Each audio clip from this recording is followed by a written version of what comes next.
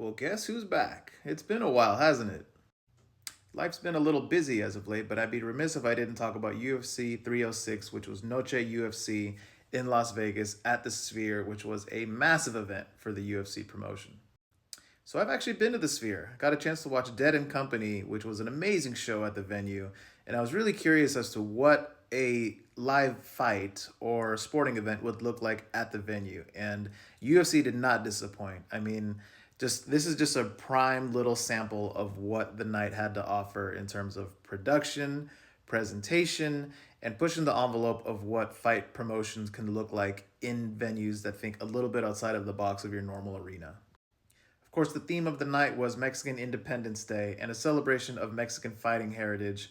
As Dana White has said, it is a love letter to the country of Mexico and their culture in fighting sports and their history.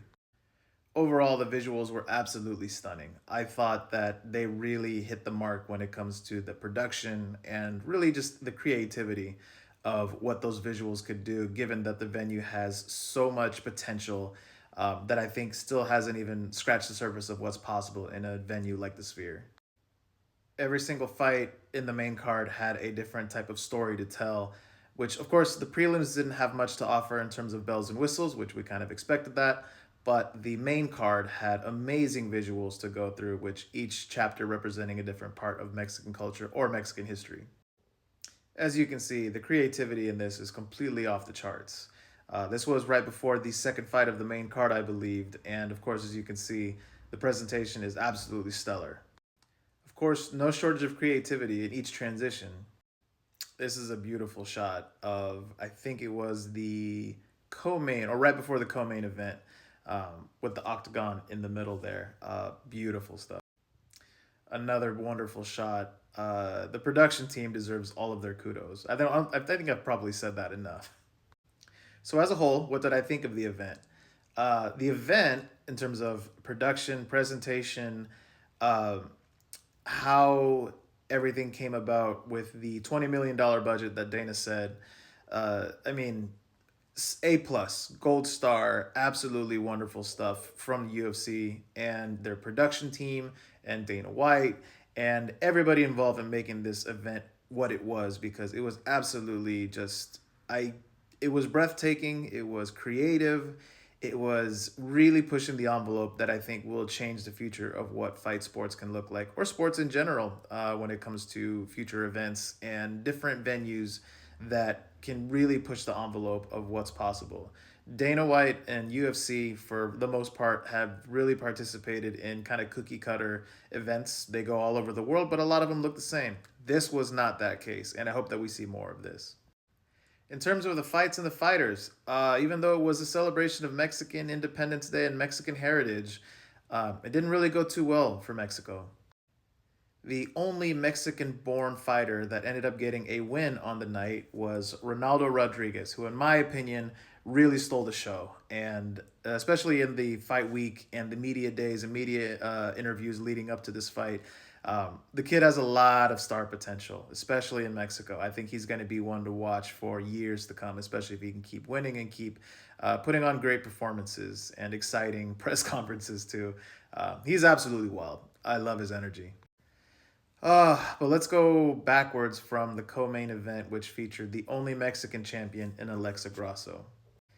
Disappointing performance by her. Also, even though Valentina Shevchenko won and got her title back, didn't love that performance either. I mean, at the end of the day, Valentina did what she had to do to win the fight and understood the deficiencies that Alexa Grasso had in her skills and what she brought to the table. So, fair play. Valentina wins her championship back. She is the champion once again.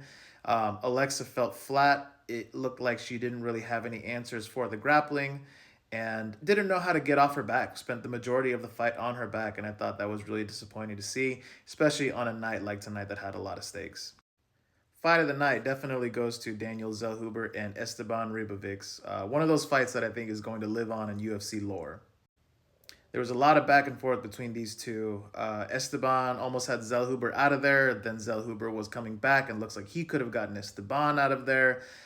These boys were just swinging for the fences. There was just so much what can I say? Just fighting with absolute spirit in there. Like neither of them wanted to get out of there, but both were going for the finish. I think Dana White was very pleased with both.